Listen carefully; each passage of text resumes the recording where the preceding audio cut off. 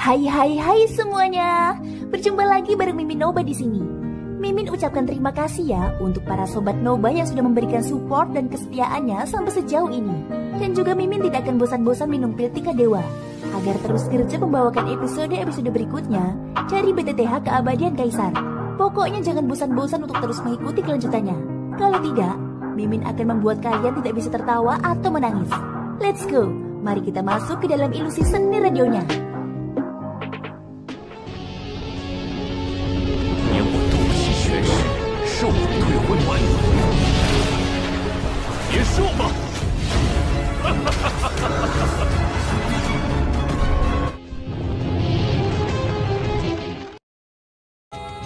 Lanjutkan dari cerita sebelumnya. Mata Wuzhen sedikit menyusut, seolah-olah dia tidak pernah berpikir bahwa Xiaoyan lebih unggul. Kamu memang memiliki kekuatan. Kalau begitu aku tidak akan menyimpan apapun lagi, ucap Wuzhen membentuk segel tangan. Auranya tiba-tiba melonjak pesat menjadi Dewa Bintang 5 tahap akhir. Jelas bahwa sudah menjadi kebiasaan aliansi abadi untuk selalu menyembunyikan kekuatan sejatinya. Itu tidak diungkapkan jika lawannya benar-benar layak. Meski begitu, ekspresi Xiaoyan masih acuh tak acuh. Dengan kekuatannya saat ini, membunuh Dewa Bintang 5 tahap akhir bukanlah hal yang sulit. Hanya saja Xiaoyan memperhatikan sekelilingnya terlebih dahulu.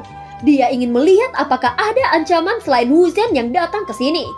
Mata Xiaoyan mendarat pada Jiansu di kejauhan. Dia bisa merasakan bahwa kekuatan Jiansu setidaknya lebih kuat dari Wuzhen. Tetapi Jiansu tampaknya tidak memiliki niat untuk bergerak dari awal hingga akhir, dan terus berdiri di sela-sela untuk menonton. Xiaoyan tahu bahwa pertempuran ini dia harus membunuh mereka semua. Tidak baik mengalihkan perhatianmu ketika bertarung. Bahkan jika kamu pasti mati, setidaknya berikan aku sedikit kepuasan untuk menikmatinya. 5 agregat menghancurkan tinju, teriak Wuzhen. Dalam prosesnya tinju Wuzhen berubah menjadi 5 tanda tinju yang membesar.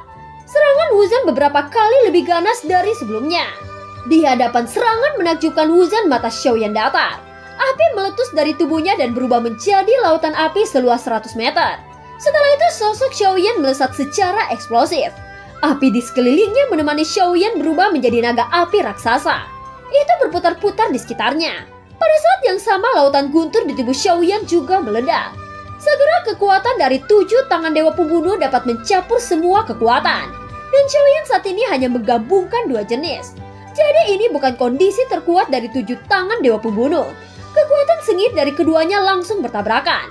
Dalam sekejap daerah sekitarnya diselimuti oleh api Xiaoyan dan sosok keduanya langsung tenggelam. Tetapi pada saat berikutnya terlihat sesosok dengan menyedihkan melesat keluar darinya. Seteguk darah menyembur keluar. Sosok yang terbang tidak lain adalah Wuzhen. Melihat dari dekat ke perutnya, dia melihat bahwa kulitnya hangus berwarna hitam. Lautan api di udara perlahan mereda dan mengalir kembali ke dalam tubuh Xiaoyan. Hanya pada saat inilah sosok Xiaoyan terungkap di bawah tatapan semua orang. Hal yang mengejutkan, dia tidak terluka sedikit pun oleh Wuzhen. Apakah hanya ini kekuatan yang mulia surga kelima dari aliansi abadi? Sungguh mengecewakan, ucap Xiaoyan. Mendengar penghinaan dari Xiaoyan, mata Wuzhen menyusut lagi. Itu karena sosok Xiaoyan sebenarnya mengenalinya. Yang paling sulit dipercaya bahwa Xiaoyan tidak takut meskipun dia tahu bahwa Wuzhen merupakan eksistensi dari aliansi abadi. Hal inilah yang membuat Wuzhen semakin tidak memahami Xiaoyan. Kekuatannya jelas hanya Dewa Bintang 5 tahap awal. Mengapa dia bisa begitu kuat? Ucap Wuzhen mengepalkan tinjunya sedikit. Dia juga merasakan perasaan krisis yang berasal dari Xiaoyan. Aku tidak akan kalah. Aku tidak mungkin kalah oleh makhluk rendahan, ucap Wuzhen menunjukkan keengganan. Baginya orang-orang dari dunia luar tidak lebih dari makhluk rendahan. Wajah apa yang dia miliki jika dikalahkan oleh orang yang bukan dari aliansi abadi? Wuzhen menoleh hanya untuk melirik Jiansu. Sosok cantik Jiansu masih terlihat sangat tenang. Dengan Jiansu sebagai dukungannya, mata Wuzhen tiba-tiba menunjukkan sentuhan kekenyaman. Dia melangkah maju dengan telapak kakinya. Detik berikutnya dia berubah menjadi pelangi panjang menuju Xiaoyan. Seorang bajingan yang juga secara delusi ingin menjadi musuh dari aliansi abadi, ucap Wuzhen segera meraung. Armor besi di atas lengannya berubah menjadi warna emas gelap, dan cahaya keemasan menyebar membombardir Xiaoyan. Senyum jahat melintas di sudut mulut Xiaoyan. Untuk mengalahkan Wuzhen, dia tidak perlu menggunakan kekuatan penuh dari 7 tinju Dewa Pembunuh. Kelima jarinya perlahan-lahan menyatu. Lautan api dan guntur menyerbu ke dalam tinju Xiaoyan. Xiaoyan tahu bahwa pukulan Wuzhen sudah mulai menggunakan kartu trufnya. Oleh karena itu Xiaoyan berencana menggunakan lengan dewa peledak. 3 jenis kekuatan bercampur menjadi satu. Dengan begitu tinju tangan dewa pembunuh akan lebih kuat dari sebelumnya. Dua sosok di langit saling mengadu kekuatan fisik dan membanting dengan keras. Dalam pukulan ini tidak satu pun dari mereka dikalahkan secara langsung. Dan mereka terjebak dalam konfrontasi panik. Yang Mulia terkenal dengan tinju gandanya. Tetapi menurutku tinjumu tidak memiliki banyak kekuatan, ucap Xiaoyan. Tepat setelah suara itu jatuh terdengar suara retakan tulang. Dalam sekejap wajah Wuzhen berubah menjadi pucat. Ketika dia menundukkan kepalanya dia melihat lengannya patah. Meskipun Wuzhen menggunakan dokinya untuk pulih secara paksa, tetapi bagaimana dia bisa pulih sepenuhnya hanya dalam beberapa napas? Tentu saja Xiaoyan tidak akan memberinya kesempatan seperti itu. Xiaoyan tidak menunjukkan belas kasihan dan sekali lagi melemparkan 2 pukulan, satu di dada dan satu di kepala. 2 suara teredam terdengar. Terlihat dada Wuzhen cekung dan kepalanya juga berlumuran darah. Di bawah tatapan mata yang tak terhitung jumlahnya, Wuzhen yang baru saja sangat mendominasi menjadi begitu menyedihkan di tangan Xiaoyan. Vitalitas Wuzhen dengan cepat berlalu. Xiaoyan menginjak kepala Wuzhen dengan kakinya, lalu perlahan-lahan mengambil penguasa Suan dari punggungnya. Nyala api melonjak keluar lalu mengalir ke tubuh penguasa Suan. Pukulan ini akan menjadi pukulan terakhir yang bisa membunuh Wuzhen. Jiansu, jika kamu masih tetap diam, aku takut nyawaku akan tertanam di sini, ucap Wuzhen yang tidak bisa bergerak, hanya bisa merintih dengan suara serak. Sosok Jiansu menarik pedang dari punggungnya. Sosoknya tersapu dan menyisakan cahaya biru yang terlihat di udara. Xiaoyan menoleh sedikit. Dia tidak banyak persiapan, jadi dia hanya bisa memblokir sosok Jiansu. Wuzhen memanfaatkan kesempatan ini ketika sosoknya buru-buru melarikan diri. Kekalahan Wuzhen terlalu cepat. Jiansu memandang Xiaoyan yang memegang penguasa Suan. Matanya yang indah sedikit menyipit. Dia berkata, menarik, reinkarnasi Susang benar-benar masih hidup, ucap Jiansu. Dan film pun berakhir. Terima kasih udah dengerin Noba sampai akhir ya. Sampai jumpa. Oh, bukankah ini yang mulia ketiga Jiansu dari Aliansi Abadi? Kebetulan kamu mengenalku. Dan aku juga mengenalmu, ucap Xiaoyan tersenyum sedikit menatap Jiansu. Pada saat ini Jiansu memegang pedang biru es di tangannya. Ada juga gagang kedua di pinggangnya. Matanya dingin saat berkata, apakah kamu di sini untuk membalas dendam? Tanya Jiansu. Insiden di Bintang Hongmeng telah memusnahkan tim Fearless. Jelas Xiaoyan tidak akan memaafkan siapapun yang berpartisipasi dalam pengepungan saat itu, termaksud semua yang mulia surga. Aliansi Abadi perlu direorganisasi, tetapi premisnya adalah bahwa hambatan ini harus dihilangkan. Xiaoyan tahu bahwa kekuatan Jiansu lebih kuat dari Wuzhen. Dikatakan bahwa Jiansu memiliki 3 pedang. Legenda tentang dia yang beredar luas sudah cukup untuk menunjukkan kekuatannya yang sangat kuat. Dan dia telah retret untuk waktu yang lama. Tentu saja dia tidak retret di Aliansi Abadi, melainkan berkeliaran di sekitar 3000 dunia, hanya untuk menemukan orang kuat yang lebih baik dari ilmu pedangnya. Bisa hidup sampai sekarang sudah membuktikan bahwa di seluruh dunia tidak ada yang lebih baik darinya dalam hal keterampilan pedang. Hanya sedikit orang yang bisa membuatnya mencabut pedang kedua. Adapun pedang ketiga sejauh ini hampir tidak ada yang melihatnya mencabutnya. Menghadapi Xiaoyan, dia melihat bahwa tangannya yang lain sudah berada di gagang pedang kedua. Jari-jarinya mengencang. Dia perlahan menarik pedang panjang kedua dari sarungnya. Xiaoyan lalu berkata, Jiansu dari Aliansi Abadi memiliki status yang mulia surga ketiga. Aku juga mendengar rumor tentang keterampilan pedangmu. Dikatakan pedang pertamamu telah merenggut banyak nyawa pada tingkat kekuatan yang sama. Pedang keduamu bahkan bisa membunuh Dewa Bintang 7. Adapun pedang ketigamu aku masih tidak mengetahui detailnya. Ini benar-benar membuatku sedikit gugup, ucap Xiaoyan. Dari nafasmu yang stabil sepertinya kamu tidak takut padaku, ucap Jiansu. Oh, kamu telah melihatnya, ucap Xiaoyan tersenyum. Penguasa Suan berdiri di depannya. Hanya dalam beberapa nafas aura di tubuh Xiaoyan meningkat secara signifikan. Ini adalah kemampuan api iblis yang dapat meningkatkan kekuatan tuannya sendiri. Dari tahap awal Dewa Bintang 5 menjadi Dewa Bintang 6 tahap menengah. Faktanya peningkatan dari api iblis dapat meningkatkan kekuatan Xiaoyan menjadi Dewa Bintang 7. Hanya saja Xiaoyan menahannya. Hal ini dapat sepenuhnya dikendalikan oleh Xiaoyan sendiri. Jiansu di ujung jauh secara alami merasakan peningkatan kekuatan Xiaoyan. Segera dia mengerutkan kening. Tahap mendengar dari Dewa Bintang 6. Kamu sebenarnya telah menyembunyikan kekuatanmu. Tidak heran Wu Zhen sama sekali bukan lawannya, ucap Jiansu. Setelah berbicara, auranya juga meledak dari tubuhnya. Daoki di belakangnya telah melampaui 10 juta. Artinya kekuatan Jiansu sendiri mencapai Dewa Bintang 6 tahap puncak. Seperti yang diharapkan, kamu juga menyembunyikan kekuatanmu, ucap Xiaoyan. Setelah selesai berbicara, aura Xiaoyan tiba-tiba mulai melambung lagi. Kekuatan Xiaoyan juga naik ke puncak Dewa Bintang 6. Adegan ini membuat tubuh Jiansu sedikit gemetar. Jari-jarinya yang memegang pedang ganda tidak bisa menahan diri untuk tidak mengencangkannya sedikit. Wu Zhen yang duduk bersila di ujung membuka mulutnya dengan terkejut. Dia masih penuh kebencian. Ketika cederanya pulih, dia berencana untuk membunuh Xiaoyan bersama dengan Jiansu. Namun melihat 10 juta Daoki di belakang Xiaoyan, sontak Wu Zhen tidak bisa menahan diri untuk mundur. Dia tidak lagi ingin terlibat dalam level pertempuran ini. Dia harus berharap agar Jiansu bisa menang. Kalau tidak, mereka mungkin mati di sini dengan tragis. Aku ingin melihat apakah kamu menyembunyikan kekuatanmu atau menggunakan trik rahasia untuk menggertak orang. Aku akan tahu dengan satu pedang, ucap Jiansu. Sosoknya perlahan turun. Tiba-tiba satu pedang panjang bersinar dengan cahaya biru es yang ganas, dan pedang lainnya memancarkan aura ungu hitam yang meluap dari bilahnya. Bayangan jahat dua naga tebasan memanggil. Teriak Jiansu, sosoknya menghilang. Seolah-olah hanya ada dua cahaya pedang yang tersisa. Melihat kecepatan ini, Xiaoyan tidak ragu sama sekali. Dia melambaikan penguasa Suan ke langit yang diikuti dengan lautan api. Tetapi pada saat berikutnya, lautan api di langit terpotong menjadi dua bagian. Jiansu muncul memegang dua pedang ke kepala Xiaoyan. Sosok Xiaoyan mundur dengan keras. Pada saat yang sama, Daoki mengalir ke tinjunya. Api dan guntur bercampur dan lengan dewa peledak juga terlibat.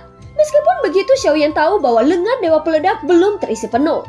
Jadi Xiaoyan menggunakan kekuatan 6 keinginan serta kekuatan jiwanya. Pada saat ini 4 jenis kekuatan telah diintegrasikan ke dalam 7 tinju dewa pembunuh. Tinju Xiaoyan tiba-tiba meledak menjadi fluktuasi yang luar biasa kuat. Dan tubuhnya yang mundur tiba-tiba berhenti. Xiaoyan melangkah maju mengubah arah secara langsung. 7 tangan dewa pembunuh, ucap Xiaoyan. Tebasan badai bayangan jahat, teriak Jiansu. Pada saat ini tinju ganda Xiaoyan juga meledak dari udara tipis.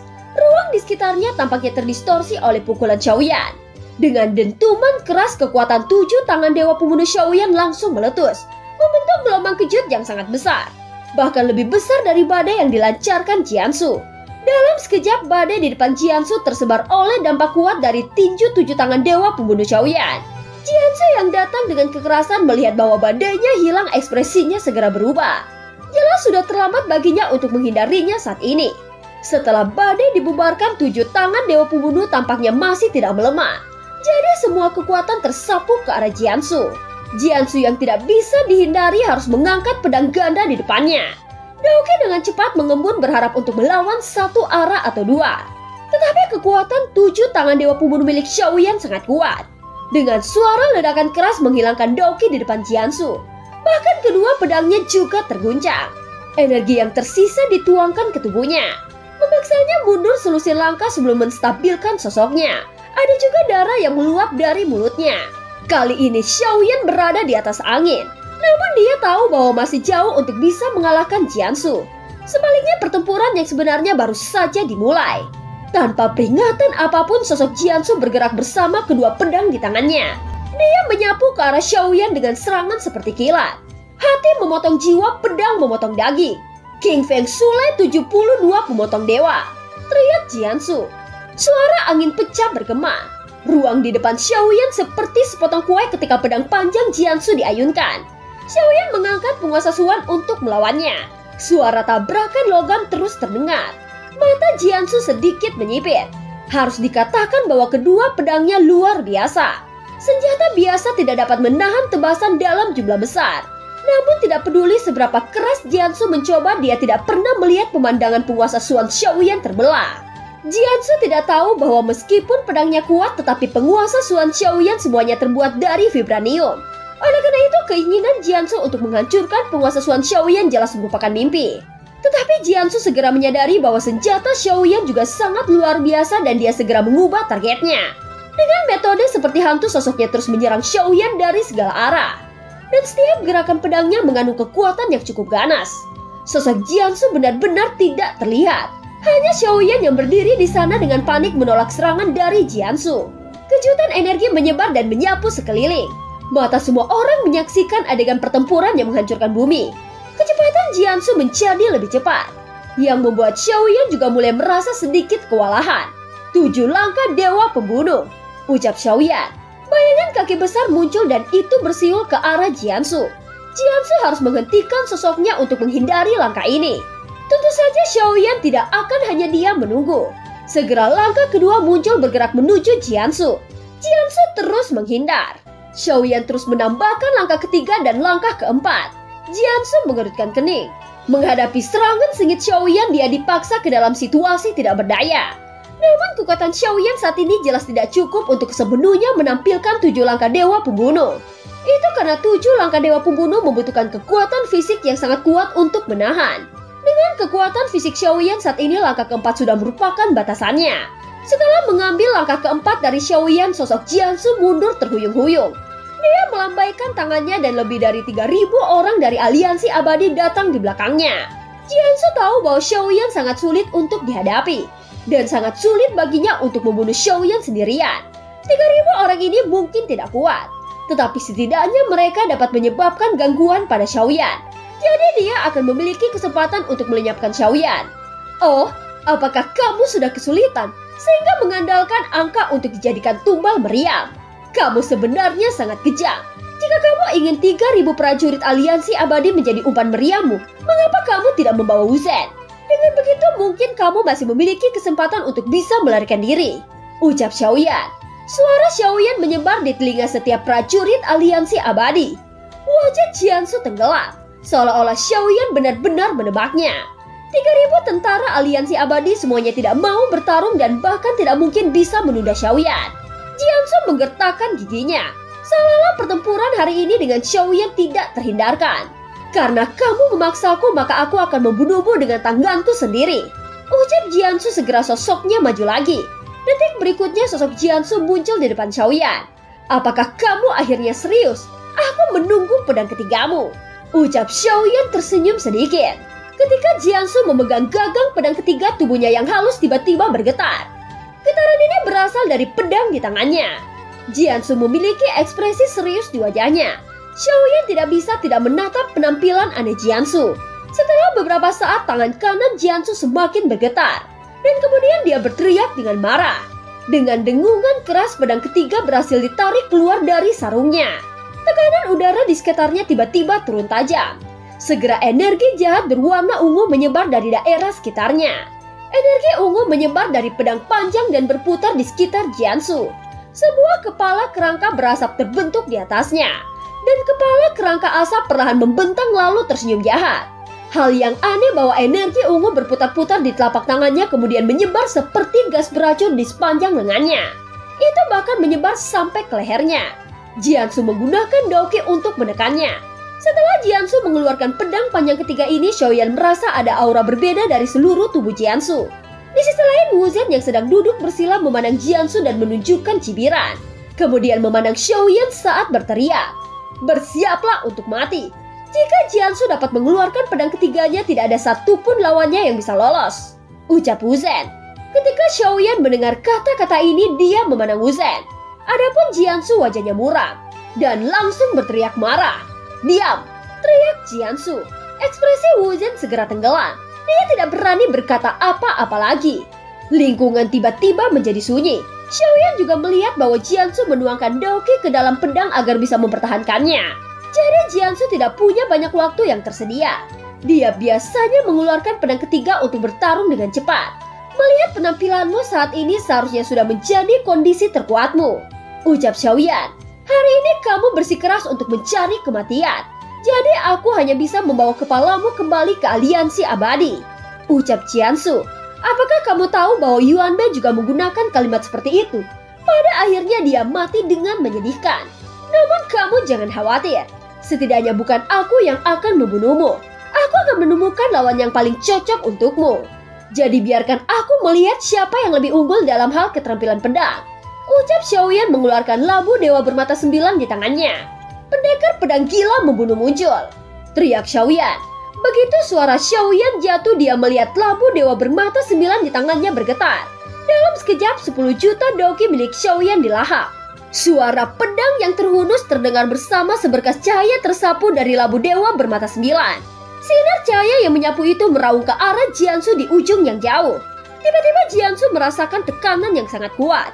Matanya menyusut. Dia segera berlari dengan kecepatan tercepat. Dan film pun berakhir. Terima kasih udah dengerin Noba sampai akhir ya. Sampai jumpa.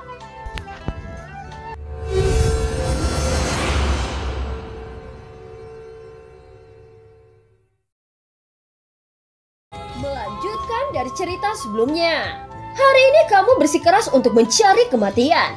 Jadi aku hanya bisa membawa kepalamu kembali ke aliansi abadi. Ucap Jiansu. Apakah kamu tahu bahwa Yuan Bei juga mengatakan kalimat seperti itu sebelumnya? Pada akhirnya dia mati dengan menyedihkan. Namun kamu jangan khawatir. Setidaknya bukan aku yang akan membunuhmu. Aku menemukan lawan yang paling cocok untukmu. Jadi biarkan aku melihat siapa yang lebih unggul dalam hal keterampilan pedang. Ucap Xiaoyan mengeluarkan labu dewa bermata 9 di tangannya. Pendekar pedang gila muncul. Teriak Xiaoyan. Begitu suara Xiaoyan jatuh, dia melihat labu dewa bermata 9 di tangannya gemetar. Dalam sekejap 10 juta doki milik Xiaoyan dilahap. Suara pedang yang terhunus terdengar bersama seberkas cahaya yang tersapu dari labu dewa bermata 9. Sinar cahaya yang menyapu itu meraung ke arah Jiansu di ujung jauh. Tiba-tiba Jiansu merasakan tekanan yang sangat kuat. Matanya menyusut. Dia segera berlari dengan kecepatan tercepat. Suara yang menghancurkan bumi tiba-tiba meledak. Lapisan gelombang energi yang dihasilkan oleh pedang menyapu ke sekeliling. Dalam sekejap segala sesuatu di sekitarnya tersapu. Tubuh Jiansu terlempar ke belakang sebelum menstabilkan sosoknya. Pada saat ini dia menatap Xiaoyan dengan wajah terkejut. Jika dia bereaksi sedikit lebih lambat terhadap serangan tadi, mungkin dia sudah mati. Gumpalan asap biru muncul dari labu dewa bermata 9. Dalam asap biru sesosok dengan tubuh reot perlahan muncul. Matanya terbungkus sepotong kain kasat tebal. Junior tidak buruk. Siapapun yang dapat memblokir pukulan lelaki tua ini akan dianggap sebagai tamparan di wajahku. Jadi bersiaplah. Jika pedang ini tidak bisa membunuhmu, aku tidak akan menembak lagi. Ucap pendekar pedang itu menghadap Xiaoyan. Senior, bisakah kamu mengatakan itu kepada musuh? Kamu membuatku sangat gugup. Ucap Xiaoyan. Oh, hahaha, aku benar-benar minta maaf. Orang tua ini buta dan mudah untuk mendapatkan arah yang salah. Ucap pendekar pedang tertawa canggung. Setelah berbicara, dia berbalik menghadap Jiansu. Karena ini masalahnya, silakan bersenang-senang. Aku akan menonton di samping. Ucap Xiaoyan, sosoknya mundur 100 kaki ke sekelompok orang yang menonton pertempuran di ujung. Tampaknya pertempuran ini tidak ada hubungannya dengan dia. Aku tidak pernah berpikir bahwa hari ini aku akan bertemu musuh yang juga menggunakan tipe pedang. Tubuhmu sangat bermusuhan. Kamu mengingatkanku pada orang tua Huang. Orang yang suka membunuh di mana-mana. Ucap pendekar pedang gila kepada Jiansu. Apakah kamu berbicara tentang guruku? Dia sudah mati. Ucap Jiansu berkata dengan dingin. Oh, meskipun Huang Sanjia tidak kuat, dia sudah menembus ranah dewa. Mungkinkah dia gagal menjadi keabadian kaisar? Ucap pendekar pedang gila. Dia terbunuh ketika dalam terobosan. Ucap Jiansu. Siapa yang membunuhnya? Mari kita dengarkan. Ucap pendekar pedang gila itu. Xiaoyan di ujung sana memiliki garis hitam di keningnya. Dia berpikir bahwa pendekar pedang gila terlalu banyak omong kosong. Bukankah Xiaoyan mengundangnya keluar agar membunuh? Mengapa dia masih bertele-tele? Meskipun Xiaoyan marah, dia hanya bisa menahan diri untuk terlalu malas berbicara. Aku yang membunuhnya. Ucap Jiansu menjawab dengan sangat singkat. Kamu yang membunuhnya? Ucap terkejut pendekar pedang gila itu. Aku hanya ingin membuktikan bahwa warna biru lebih baik daripada warna merah. Ucap Jiansu. Hahaha, Huang Sanjia yang malang. Aku khawatir dia tidak berharap untuk ditanam di tangan muridnya sendiri. Kurasa itu pasti rencana yang sudah lama kamu rencanakan. Bukan sesuatu kejahatan yang tiba-tiba. Ucap pendekar pedang gila. Ketika dia menginjak kepalaku dan meludahiku, aku memutuskan untuk membunuhnya. Ucap Jiansu menggertakkan giginya. Dia tampak penuh kebencian terhadap Huang Sanjia gurunya. Kerja bagus, dia layak mati. Lagi pula orang tua ini pernah memiliki murid yang dibunuh oleh Huang Sanjia. Awalnya aku ingin membunuhnya sebagai pembalasan. Sangat disayangkan orang yang pernah mengaku sebagai tipe pedang terkuat di dunia sensi akan mati oleh muridnya sendiri. Aku harus mengatakan bahwa temperamen guru dan murid sama-sama brutal. Ucap pendekar pedang gila itu tertawa. Jika kamu ingin bertarung, mengapa kamu masih terus berbicara omong kosong? Ucap Jiansu. Tidak buruk, aku sangat menyukaimu. Ucap pendekar pedang gila itu tertawa. Ambil belas kasihanmu, aku tidak membutuhkannya. Ucap Jiansu berkata dengan tegas. Kamu salah, aku tidak pernah memiliki belas kasihan. Aku hanya mengatakan bahwa aku menyukaimu. Ketika aku memenggal kepalamu, aku akan menggunakannya sebagai liontin pinggang. Ucap pendekar pedang gila. Lakukan saja jika kamu berani. Ucap Jiansu mendengus dingin. Saat berikutnya tubuhnya bergetar dan berubah menjadi bayangan. Jiansu bahkan mengambil inisiatif untuk menyerang pendekar pedang gila. Pendekar pedang gila itu berdiri di tempat. Tubuhnya yang reot tampak seperti orang tua yang kurus kering. Dari penampilannya sama sekali tidak mungkin untuk mengatakan bahwa dia orang kuat. Jiansu muncul bersama 3 pedangnya yang menderu ke arah pendekar pedang gila dari segala arah. Suara tabrakan emas dan besi bergema. Tetapi pendekar pedang gila masih tidak bergerak. Dia mencabut satu pedang panjang dari sarung pedang di belakangnya. Seolah-olah memiliki roh yang menghalangi serangan Jiansu. Jiansu yang diblokir masih tidak menyerah. Dia berbalik dengan tiba-tiba dan terus mengubah arah untuk menyerang tubuh pendekar pedang gila. Jiansu mengayunkan pedang panjang di tangannya dengan sangat cepat. Hanya saja musuh yang dia hadapi merupakan pendekar gila yang seumuran dengan gurunya. Mata Jiansu tajam. Dia berteriak dengan marah dan 3 pedang meraung bersama, membentuk tebasan pedang silang yang sangat ganas. Tidak heran jika Huang Sanjia mengangkatmu sebagai murid. Kamu memang memiliki bakat dalam hal keterampilan pedang. Ucap pendekar pedang gila itu tersenyum. Menghadapi serangan Jiansu, dia masih tidak ada niatan untuk bergerak. Saat pedang silang Jiansu berjarak setengah lengan darinya, sosok tua reot itu menunjuk ke depan. Peruntukan langsung 3 pedang milik Jiansu dengan lingkaran cahaya pada jarinya. Sudah sangat bagus untuk bisa bermain dengan lelaki tua ini sampai sekarang. Sudah waktunya bagi lelaki tua ini mengambil nyawamu. 1 pedang bisa memindahkan gunung, 1 pedang bisa menumpahkan lautan. Semua pedang datang untukku. Ucap pendekar pedang itu. Setelah berbicara, tiba-tiba saja ada suara mendengung hebat di sekitar. Semua orang yang membawa pedang di tangannya atau bahkan di dalam cincin penyimpanannya akan secara otomatis keluar lalu terbang ke langit dengan sendirinya. Sosok Jiansu tiba-tiba membeku. Dia mendongak ke langit hanya untuk melihat pedang yang padat di udara. Pendekar pedang gila itu mengangkat jarinya dan kemudian menjatuhkannya. Semua pedang panjang tersapu ke arah Jiansu tanpa syarat. Jiansu menjadi pucat karena terkejut. Pada saat ini dia sudah dalam situasi putus asa. Jiansu harus membakar hidupnya sendiri dan sepenuhnya menggunakan semua daokinya. Dengan gila-gilaan dia mengayunkan pedang di tangannya untuk memblokir hujan pedang. Keterampilan bertarung apapun pada saat ini tampak begitu tidak berdaya. Menghadapi hujan pedang yang menderu ini, Jiansu hanya bisa bertahan dengan panik. Semua mata menyaksikan adegan yang mengerikan ini. Wu Zhen yang duduk bersila di belakang matanya menyusut seukuran lubang jarum. Pedang panjang yang tak terhitung jumlahnya terus bersiul. Armor besi bagian dalam Jiansu benar-benar robek. Darah menetes ke tubuhnya. Meskipun luka robekan bisa pulih, tetapi pedang yang jatuh terus merobeknya lagi dan lagi. Jiansu tidak peduli dengan lukanya. Dia terus mengikis 1 pedang pada satu waktu. Meskipun dia berumuran darah, dia masih tidak jatuh. Setelah sebatang dupa hujan pedang sudah berkurang dan semua pedang telah dipotong oleh Jiansu. Pendekar pedang gila, apakah hanya sebanyak ini pedang yang bisa kamu panggil? Ucap Jiansu, sosoknya terjatuh ke tanah dengan sangat menyedihkan. Pendekar pedang gila akhirnya bergerak. Dia mengeluarkan pedang pendek lalu sosoknya melesat menebas Jiansu menjadi 2 bagian. Tentu saja mengandalkan kekuatan dari dewa, sosok Jiansu tidak langsung mati. Vitalitasnya yang agung membuat tubuhnya yang terbelah menjadi satu kembali. Ini sudah berakhir, ucap pendekar pedang gila. Setelah selesai berbicara, dia mengangkat tangannya lagi. Jiansu yang sudah tidak berdaya pasti akan mati. Pada saat ini Xiaoyan yang menyaksikan pertempuran dari jauh, dia tahu bahwa pertempuran telah berakhir. Dan dia terjebak dalam dilema ketika dia melihat Jiansu. Senior, tunggu, ucap Xiaoyan. Menurut Xiaoyan, eksistensi kuat seperti Jiansu sangat langka di dunia sensi.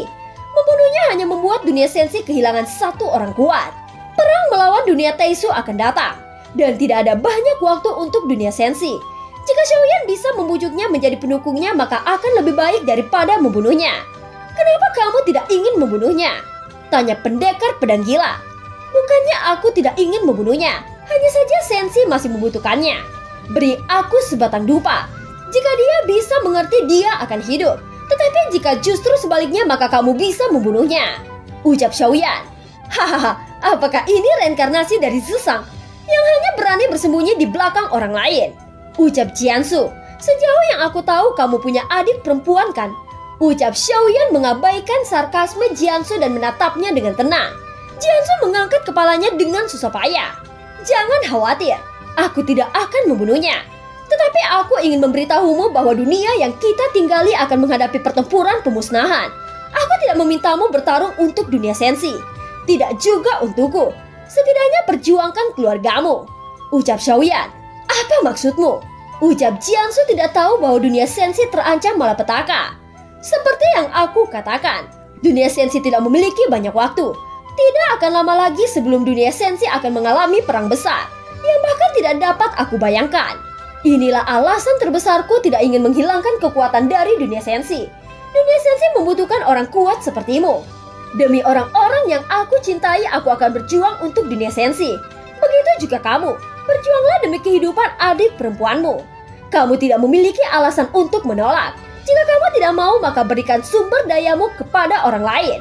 Sensi tidak memiliki orang kuat sepertimu. Tolong jangan hidup dengan egois. Ucap Xiaoyan. Kata-kata Xiaoyan sepertinya menggerakkan Jiansu. Tanpa ragu lagi, Jiansu menaruh pedang panjang kembali ke sarungnya. Lalu dengan tegas menggigit ujung lidahnya dan meludahkan setetes esensi darah. Itu ditangguhkan di depan Xiaoyan. Xiaoyan mengangkat tangannya ketika dia melihat ini, mengembalikan esensi darah ke Jiansu. Aku tidak membutuhkan esensi darahmu. Aku pikir kamu sudah mengerti apa yang aku katakan hari ini. Ucap Xiaoyan. Jiansu memandang Xiaoyan. Setelah keheningan singkat, dia perlahan berbicara. Aku hanya ingin mengkonfirmasi satu hal. Apakah kamu benar-benar reinkarnasi dari Zisang? Ucap Jiansu. Tidak ada keraguan tentang itu. Kamu hanya perlu terus berlatih dan berdiri ketika sensi membutuhkanmu. Ucap Xiaoyan. Aku masih sedikit bingung. Jika kamu adalah reinkarnasi dari Zisang, mengapa tanda di dahimu seperti milik Shizun? Jadi apakah kamu reinkarnasi dari Shizun atau Zisang? Tanya Jiansu. Ini rahasia. Aku harap kamu mengerti. Ucap Xiaoyan membuat gerakan bisu, memberi isyarat kepada Jiansu untuk tidak bertanya terlalu banyak. Jiansu tidak mengatakan apa-apa lagi. Identitas Xiaoyan tidak perlu dikonfirmasi terlalu banyak. Keberadaan yang kuat seperti pendekar pedang gila sudah bisa membuktikan sesuatu. Orang-orang di sekitarnya menyaksikan pertempuran yang tiba-tiba berakhir dengan tiba-tiba. Untungnya Xiaoyan juga secara sadar mengisolasi ruang agar diskusinya tidak terdengar. Xiaoyan melihat barisan besar dari aliansi abadi sebelum mendarat pada Wuzhen. Ketika Wuzhen menemukan Xiaoyan sedang menatapnya, dia langsung gemetar. Dia mengira situasinya salah dan ini adalah ritme kematiannya. Xiaoyan mengangkat jarinya memberi isyarat agar Wuzhen datang. Wuzhen tidak berani mengabaikannya. Dia tahu bahwa berlari sekarang sangat mustahil. Wuzhen tidak memiliki pilihan selain datang ke sisi Xiaoyan dengan ketakutan yang luar biasa. Sebelum Xiaoyan bisa berbicara, Wuzhen sudah menawarkan esensi darahnya dengan kedua tangannya. Aku ingin melayani Anda sebagai tuan, ucap Wuzhen. Jiansu di samping menunjukkan wajah jelek menyaksikan Wuzhen yang tidak bertulang. Orang yang mengetahui urusanku saat ini adalah Jiansu. Dan hari ini aku bisa mengampuni hidupmu. Ucap Xiaoyan mengambil esensi darah Wuzhen kemudian menyerahkannya kepada Jiansu. Darah jiwanya diserahkan kepadamu. Jika perlu kamu bisa berurusan dengannya untukku. Ucap Xiaoyan. Mengapa kamu percaya padaku? Apakah kamu tidak takut aku akan memberitahu pemimpin aliansi abadi? Dia telah mencarimu. Ucap Jiansu. Aku mengalami pertarungan dengannya. Memang benar aku tidak bisa mengalahkannya. Namun itu tidak berarti aku takut padanya. Lagi pula hanya masalah waktu sebelum aku mendapatkan kembali aliansi abadi. Tentu saja kamu dapat memilih untuk menjadi bajingan dan aku tidak keberatan. Ucap Xiaoyan menjawab dengan tegas. Jiansu sedikit terkejut ketika mendengar kata-kata itu. Dia tidak membayangkan bahwa Xiaoyan benar-benar bertarung melawan pemimpin aliansi abadi. Jiansu tidak mengatakan lebih banyak, tetapi memilih untuk menerima esensi darah Wuzen. Mata Wuzen suram. Tak disangka nasibnya ada di tangan sahabatnya sendiri. Jika tebakanku benar, pasti ada perubahan besar pada aliansi abadi kan? Ucap Xiaoyan. Jiansu mengangguk sedikit. Pada saat ini dia tampaknya agak diyakinkan oleh Xiaoyan. Pemimpin pergi ke tanah hukuman dewa dan pergi ke pengasingan. Ucap Jiansu. Oh, tampaknya leluhur dari dunia luas memiliki beberapa metode untuk menjebak jalan Jin Taiwei dan membuatnya terluka. Adapun Luo Tian, dia sudah tidak memiliki tubuh warisan Susang. Jadi rencana Jin Wuye bisa dianggap gagal. Ucap Xiaoyan. Wuzen dan Jiansu menatap Xiaoyan dengan ngeri, seolah-olah mereka tidak berharap Xiaoyan tahu banyak. Aliansi abadi adalah informasi rahasia. Mengapa kamu bahkan mengetahui semuanya tentang rencana Jin Wuye? Mungkinkah petinggi aliansi abadi telah berkhianat dan memberi Anda detailnya? Ucap Jiansu sangat bingung. Itu tidak benar. Aku yang melakukan ini sendirian. Ucap Xiaoyan. Apakah kamu pernah ke aliansi abadi? Ucap Jiansu dan Wuzen berkata serempak. Xiaoyan tersenyum, lalu mengangkat tangannya menggunakan Doki untuk sementara mengubah wajahnya menjadi Xiaofeng.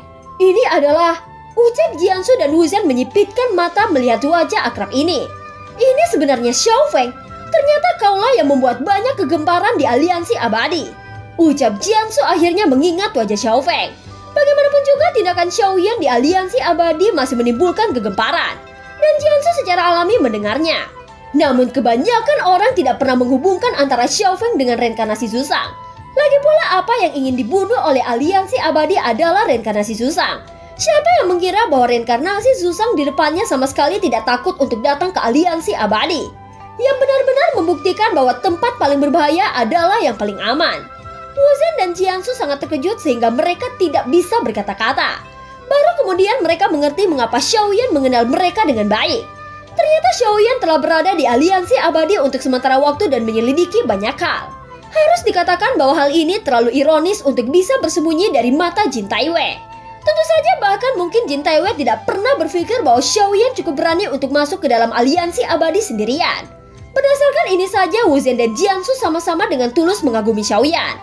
Tidak ada alasan lagi bagi kita tetap tinggal di sini. Adapun mereka para prajurit aliansi abadi, aku akan menyerahkannya padamu untuk ditangani. Ucap Xiaoyan melihat lebih dari 3.000 orang dari aliansi abadi. Mereka semua adalah bawahanku. Mereka tidak akan berani mengatakan apa yang terjadi hari ini. Tetapi kertas tidak akan pernah bisa berisi api. Anda harus tahu itu. Ucap Jiansu. Xiaoyan mengangguk tapi dia tidak peduli. Jangan khawatir. Aku tidak akan memberi Jin Taiwei terlalu banyak waktu. Cepat atau lambat aku akan datang untuknya. Sekarang sudah waktunya untuk pergi. Ucap Xiaoyan. Dia telah tinggal di alam leluhur iblis selama ratusan tahun.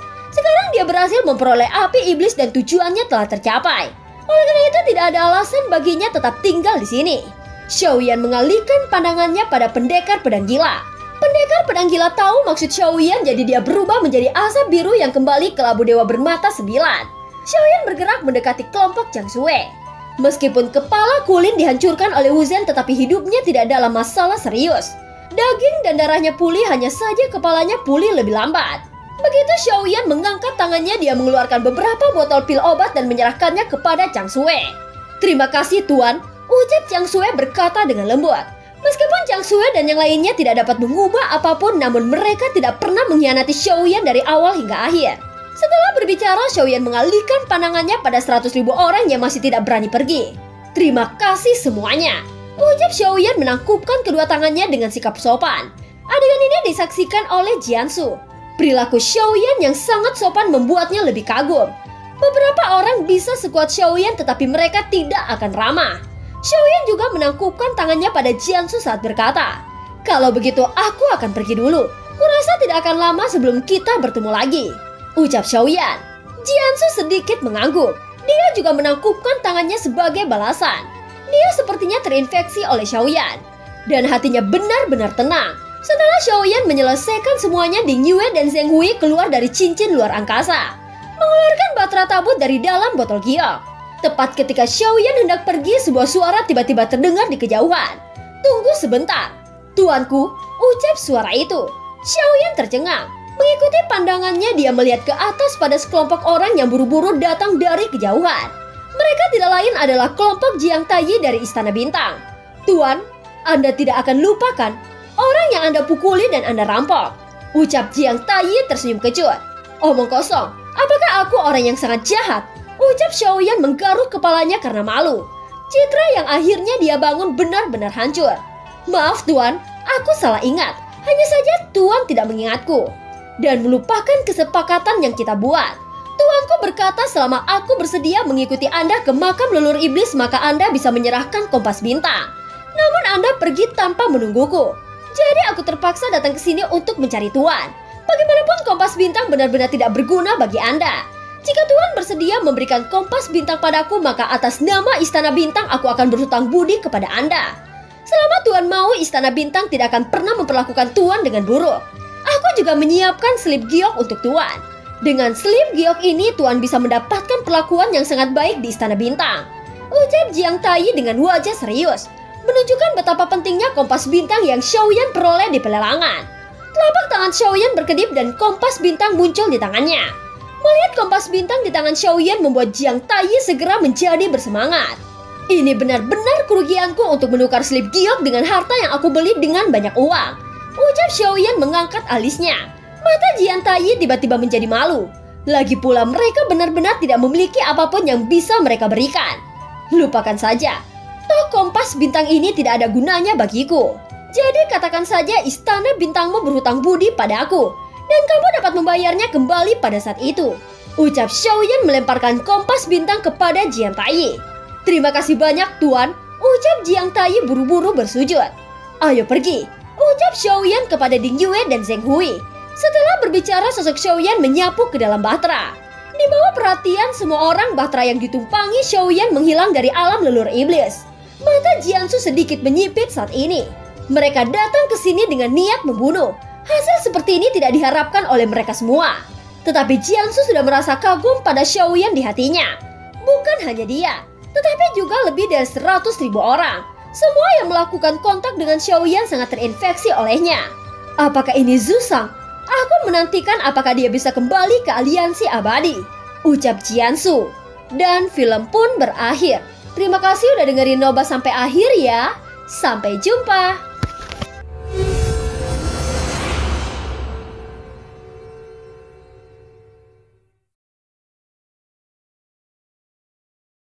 Melanjutkan dari cerita sebelumnya. Bahtera Tabut meninggalkan alam leluhur iblis dan menyapu ke laut ketiadaan. Ding Yue berdiri mengendalikan kompas langit berbintang. Sedangkan Zheng Hui dan Xiaoyan bermain catur sambil minum teh dengan nyaman di sampingnya. Keheningan semacam ini jarang terjadi dalam kehidupan kultivasi yang tegang. Xiaoyan, kemana kita akan pergi? Tanya Ding Yue. Sudah sangat lama kita tidak pulang ke kampung halaman. Mari kita kembali ke kota Qianxing dulu. Lalu ke benua Daodi dan benua Douqi. Ucap Xiaoyan. Tidak tahu apa yang terjadi pada benua Daodi dan benua Douqi selama tahun-tahun panjang ini. Xiaoyan juga sangat merindukannya setelah pergi begitu lama. Bagaimanapun itu adalah rumahnya. Untuk mencapai benua Daodi, cara tercepat adalah melewati kota Qianxing melalui lubang cacing besar. Mendengar nama kota Qianxing, mata Ding Yue langsung membesar. Itu karena kota Qianxing merupakan tempat keluarga Dingnya tinggal. Apakah kami akhirnya akan pulang? Ucap Ding Yue tidak menyangka akan begitu tiba-tiba. Ribuan tahun telah berlalu sejak kepergian mereka. Tetapi bagi para kultivator, meskipun ribuan tahun adalah waktu yang lama, tetapi tidak cukup untuk mengubah banyak hal. Salah satunya adalah bentuk wajah yang tidak menua karena usia mereka. Benua Daodi dan benua Douqi terletak di barat laut kehampaan. Berbicara tentang barat laut kehampaan, Xiaoyan mengingat Inti Guntur. Menurut berita sebelumnya, Inti Guntur terletak di ujung barat laut. Jadi mendapatkan Inti Guntur juga akan menjadi salah satu tujuan dari perjalanan ini. Jelas Xiaoyan tidak bisa melewatkannya.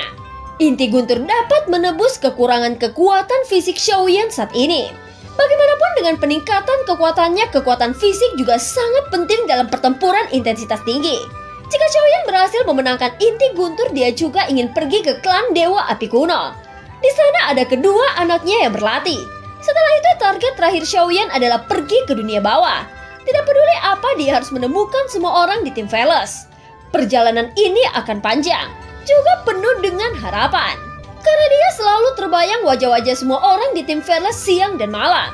Sementara Xiaoyan masih dalam perjalanan menuju lubang cacing raksasa, perubahan yang mengguncang bumi terjadi di aliansi abadi. Itu karena berita mengatakan bahwa pemimpin aliansi abadi Jin Taiwei telah tewas di tanah hukuman dewa. Hanya Jin Wuye yang kembali ke aliansi abadi sendirian. Hilangnya pemimpin aliansi abadi juga menimbulkan kekacauan di setiap kota dan pertempuran menjadi sering terjadi. Mereka yang bersembunyi di kedalaman aliansi abadi juga mulai menunjukkan wujud mereka. Tetapi hanya Jin Wuye yang tahu bahwa ayahnya tidak mati, melainkan vitalitasnya rusak parah dan dia jatuh ke dalam siklus pemulihan yang panjang. Jin Wuye mencoba memanggil tetapi dia tidak mendapatkan jawaban dari Jin Taiwei. Hilangnya Luo Tian dan cedera serius Jin Taiwei membuat Jin Wuye merasa tidak berdaya. Karena jika hal-hal seperti ini terus berlanjut akan ada banyak orang kuat di aliansi abadi berani memberontak. Bahkan jika Jin Wuye kuat tetapi lanjutan ketidakstabilan bukan tidak mungkin ada perubahan yang tak terduga. Setelah Jiansu dan Wu Zhen kembali, Jiansu sudah memikirkan cara untuk membela diri. Namun ketika dia kembali ke aliansi abadi, dia mendapati bahwa tidak ada yang peduli dengan mereka. Setelah beberapa hari kemudian, Jin Wuye memanggil Jiansu dan Wu Zhen untuk menanyakan Yuan Bai. Dengan kecerdikan Jiansu dan Wu Zhen, mereka berhasil menipu Jin Wuye dengan alasan kematian tragis Yuan Bai. Jin Wuye tidak mengejar kasus ini. Itu karena masalah yang dia hadapi sekarang lebih memusingkan. Xiao Feng menghilang dan Luo Tian menghilang. Dua orang yang telah direncanakan untuk menjadi pengganti Zhu Shang menghilang. Hilangnya mereka benar-benar membuat rencana aliansi abadi sepenuhnya rusak. Jiansu yang kembali ke aliansi abadi juga mempelajari tentang tanah hukuman dewa. Juga mempelajari tentang yang mulia surga ke-9 Xiao Feng yang awalnya tidak terlalu dia pedulikan. Aliansi abadi berpikir bahwa Xiao Feng dan Luo Tian sama-sama mati di tanah hukuman dewa. Namun hanya Jiansu dan Wu Zhen yang tahu bahwa Xiao Feng masih hidup. Tidak hanya dia hidup, dia bahkan telah merebut kembali semua warisan Luo Tian. Zhu Shang tetaplah Zhu Shang, tidak ada yang bisa menggantikannya. Ini adalah kebutuhan sejarah. Jiansu melihat aliansi abadi yang kacau saat ini, dan tiba-tiba teringat wajah percaya diri Xiaoyan. Mungkin dia benar-benar akan melihat hari ketika Xiaoyan mengatur ulang aliansi abadi. Bahkan Wu Zhen tampaknya memilih untuk mempercayai Xiaoyan. Bukan tidak mungkin bahwa aliansi abadi akan berubah. Dan organisasi bunga pantai yang ada di aliansi abadi cepat atau lambat akan disatukan kembali oleh Xiaoyan. Xin kembali pada kelompok Xiaoyan. Setelah perjalanan panjang, Bahtera Tabut perlahan keluar dari lubang cacing raksasa. Kelompok Xiaoyan akhirnya tiba di kota Qianxing. Ini adalah tempat di mana Xiaoyan pertama kalinya keluar dari benua Daodi saat itu. Xiaoyan melihat sekitarnya dengan senyum lembut. Keluarga Ding masih mengadakan situs lelang terbesar di sini. Dan kelompok tentara bayaran Chang Yue yang dibantu Xiaoyan saat itu tidak hanya tidak menghilang, tetapi bahkan menjadi salah satu kelompok tentara bayaran terbaik di kota Qianxing. Ding Yue memimpin Xiaoyan dan Zheng Hui menuju ke tempat ayahnya tinggal. Zheng Hui, sebaiknya kamu tidak menimbulkan masalah, ucap Xiaoyan.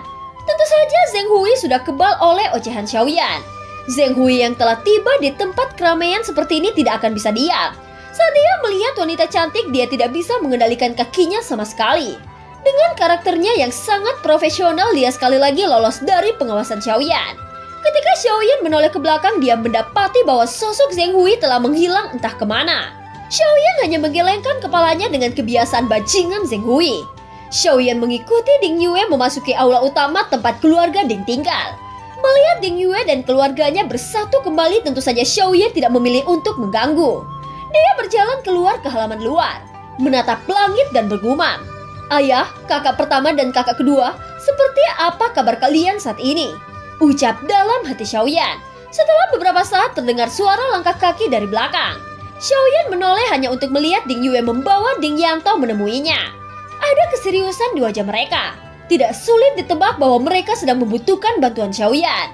Kekuatan Ding Yanto masih pada level dosian. Terima kasih telah menjaga putriku, ucap Ding Yanto menangkupkan tangannya pada Xiaoyan. Xiaoyan segera menangkupkan tangannya sebagai balasan. Aku berjanji untuk melindungi Ding Yue. Senior tidak harus sopan, ucap Xiaoyan. Meskipun kekuatan Xiaoyan sekarang melampaui Ding Yanto, tetapi seseorang tidak boleh melupakan akar mereka. Bagaimanapun senior akan selalu menjadi senior. Xiaoyan, ada beberapa masalah di rumah lelang keluarga Ding kami. Bisakah kamu membantu kami mengatasinya? Tanya Ding Yue. Oh, tentu saja tidak perlu ditunda lagi, ucap Xiaoyan. Kalau begitu mari kita mengambil langkah untuk berbicara, ucap Ding Yantao. Xiaoyan mengangguk.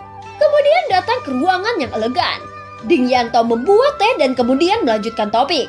Biasanya kota Qianxing selalu relatif tenang. Tetapi semenjak beberapa tahun yang lalu ada 2 orang datang ke sini. Keduanya mengenakan jubah aliansi abadi sehingga tidak ada yang berani melakukan apapun pada mereka. Mereka memaksa kami untuk berbagi setengah dari keuntungan dari rumah lelang. Bahkan baru-baru ini mereka mengusulkan untuk mengambil 80%. Ucap Ding Yantao dengan ekspresi suram. Jelas dia telah menahan untuk waktu yang lama. Ding Yantao masih memikirkan situasi keseluruhan dan dia hanya bisa bersabar. Sungguh? Apakah keduanya sangat mendominasi? Kalau begitu tolong pimpin jalan untuk menemui mereka. Aku ingin melihat siapa yang bergantung pada nama aliansi abadi untuk melakukan kejahatan. Ucap Xiaoyan berdiri. Cangkir teh yang baru saja dia angkat belum sempat diminum 1 suap. Jangan terburu-buru. Ayo minum teh dulu. Ucap Ding Yantao menatap Xiaoyan dengan gugup. Jelas bahwa dia masih takut menyinggung aliansi abadi. Senior, apakah kamu memiliki keraguan? Kamu takut akan balas dendam dari aliansi abadi? Tanya Xiaoyan tahu apa yang dipikirkan Ding Yantao. Aku mendengar bahwa aliansi abadi sangat pendendam. Hal yang paling aku takuti bahwa aliansi abadi akan menghancurkan kota Qianxing. Jika itu terjadi maka aku menjadi pendosa besar bagi semua kehidupan di kota Qianxing. Ucap Ding Yantao. Ayah, Anda jangan takut. Cepat atau lambat aliansi abadi akan menjadi milik Tuan Muda Xiaoyan. Ucap Ding Yue. Kata-kata ini membuat Ding Yantao tidak jadi menyesap tehnya. Mengapa kita tidak pergi dan melihat-lihat dulu? Tidak masalah jika mereka bisa dilunakan. Tetapi jika mereka masih keras maka bunuh saja. Ucap Xiaoyan berkata dengan mendominasi. Seluruh dunia sensi sangat takut pada aliansi abadi. Aliansi abadi mengendalikan banyak sumber daya. Harus dikatakan bahwa dengan kekuatan Xiaoyan saat ini apalagi alam tingkat bawah. Bahkan jika itu alam kelas menengah hanya butuh jentikan jari Xiaoyan untuk berjungkir balikan. Sewaktu Zhu mengendalikan aliansi abadi dia secara ketat membagi alam bawah, alam menengah dan alam atas. Bagi semua orang dari aliansi abadi yang sudah berada pada tingkat dewa tidak diizinkan pergi ke alam bawah.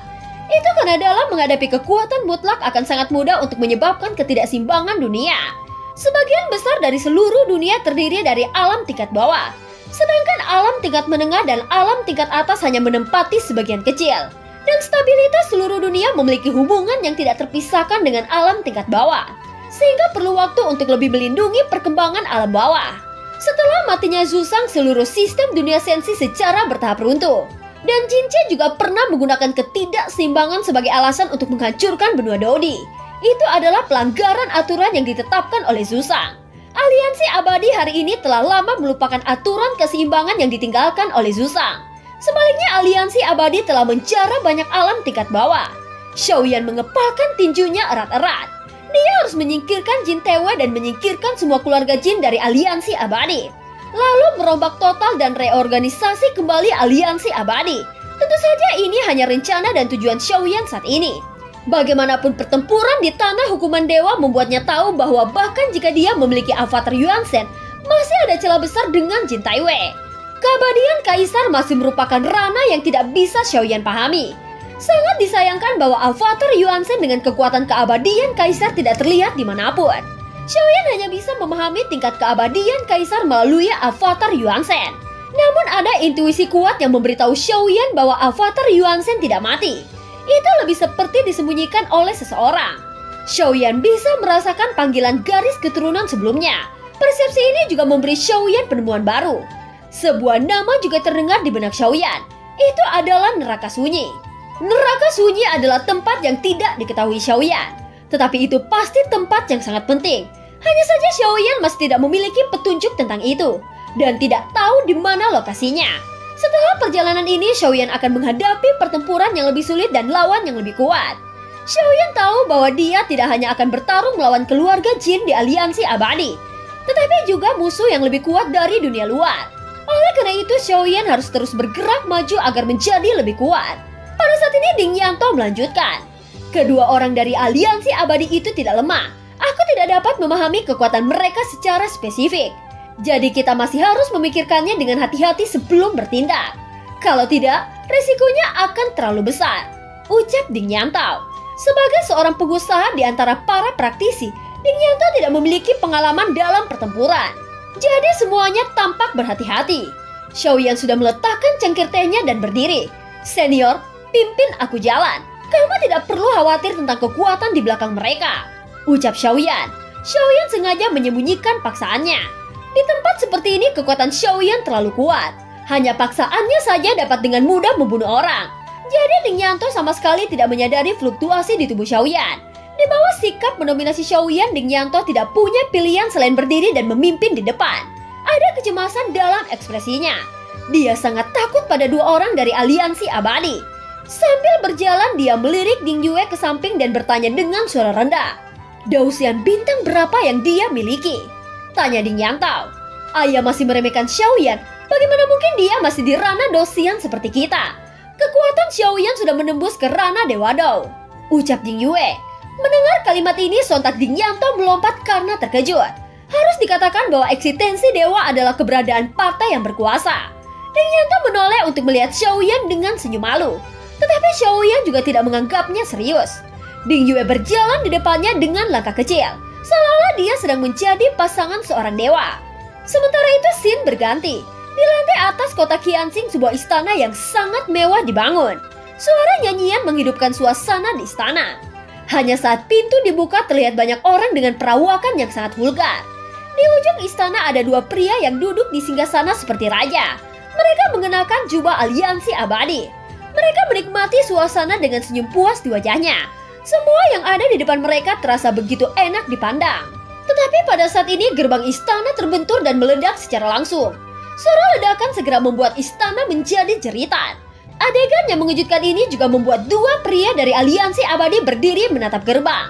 Di sana terlihat sosok Ding Yanto menjadi orang pertama yang muncul. Hal ini langsung membuat dua pria itu berteriak keras. Ding Yanto, apa yang kamu lakukan? Kamu sebenarnya berani bertingkah liar seperti ini? Dan bahkan meledakkan pintu tuan muda ini. Apakah kamu ingin mati? Ucap dua sosok itu menunjuk fluktuasi energi dari tubuh mereka, membuat semua orang di sekitar mereka merasakan sesak nafas. Lagi pula kebanyakan dari mereka masih Dausian bintang 1 dan 2. Tanpa peringatan apapun, dua pria dari aliansi abadi berjalan dengan langkah besar menuju Ding Yanto. Melihat keduanya bergegas datang, sosok Ding Yue melangkah maju untuk bersiap menyerang. Tetapi pada saat ini tangan Xiaoyan diletakkan di bahu Ding Yue. Dia perlahan melangkah maju dari belakang. Xiaoyan tidak membuat gerakan apapun. Dia hanya memancarkan kurang dari 1/10 dari paksaannya. Itu saja sudah membuat dua pria dari aliansi abadi tiba-tiba berhenti. Pada saat yang sama seteguk darah menyembur keluar. Keduanya berlutut ke tanah dengan keras. Dia mengangkat kepalanya dengan susah payah hanya untuk menatap Xiaoyan. Kekuatan dewa, ucap terkejut keduanya. Xiaoyan tidak berbicara, tetapi berjalan lurus ke arah mereka berdua. Melihat jubah dan lencana pada dada keduanya, ada senyum di wajah Xiaoyan. Dia berkata, rupanya orang-orang dari istana surga lapisan ke-9. Bagaimana mungkin ada bajingan seperti ini di lapisan surga ke-9? Ucap Xiaoyan. Ketika mereka mendengar kata-kata ini, mata mereka tiba-tiba menyusut. Siapa kamu? Jika kamu berani membunuh kami, maka yang mulia surga ke-9 tidak akan membiarkanmu pergi. Ucap mereka berdua. Apakah yang mulia ke-9 yang mengirimmu ke sini? Ucap Xiaoyan.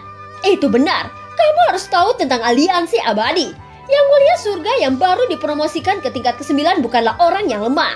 Ucap keduanya menatap Xiaoyan dengan sengit.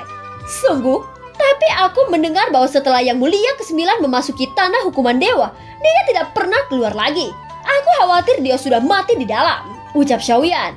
Mendengar kalimat ini, keduanya saling melirik.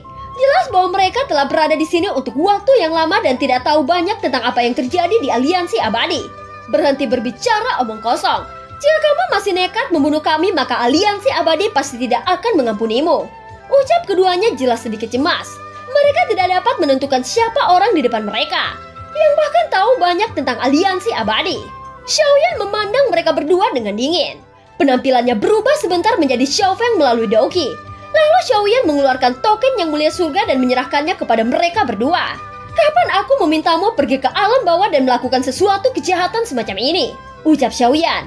Dengan perubahan penampilan Xiaoyan dan token yang mulia surga ke-9 di tangannya, sontak mata keduanya menyusut.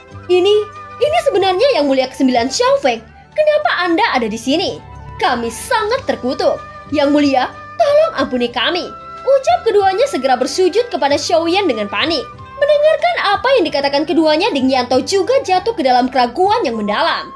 Yang mulia surga dari aliansi abadi, ucap Ding Yanto. Ayah, situasi Xiaoyan sangat rumit. Anda tidak perlu memperdulikan hal itu, ucap Ding Yue. Bagaimanapun juga ibu Ding Yue tewas di tangan aliansi abadi. Untuk menemukan pembunuh ibunya masih membutuhkan penyelidikan menyeluruh.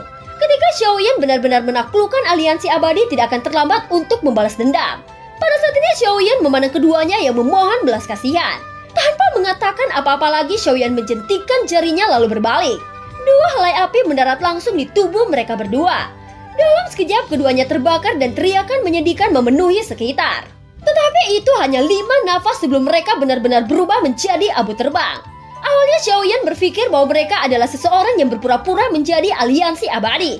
Namun dia tidak menyangka bahwa kedua orang ini benar-benar dari aliansi abadi. Mengandalkan nama aliansi abadi untuk menggertak yang lemah. Ini benar-benar tidak layak menjadi anggota aliansi abadi di masa depan. Xiaoyan berbalik pergi. Ding Yanto memeras otaknya untuk menanggung masalah selama ratusan tahun. Tetapi Xiaoyan menyelesaikannya hanya dengan jentikan jari. Semuanya terjadi terlalu cepat. Bahkan terlalu sederhana. Tidak ada pertempuran sama sekali. Ini adalah penghancuran kekuatan sepihak. Ding Yanto memandang Xiaoyan yang tampak tidak berbahaya bagi manusia dan hewan. Ding Yue, kita harus pergi setelah 1 tahun. Selama periode waktu ini kamu dapat menghabiskan waktumu bersama keluarga. Ucap Xiaoyan sudah pergi perlahan. Ding Yue mengangguk melihat punggung Xiaoyan. Dan film pun berakhir. Terima kasih udah dengerin Noba sampai akhir ya. Sampai jumpa.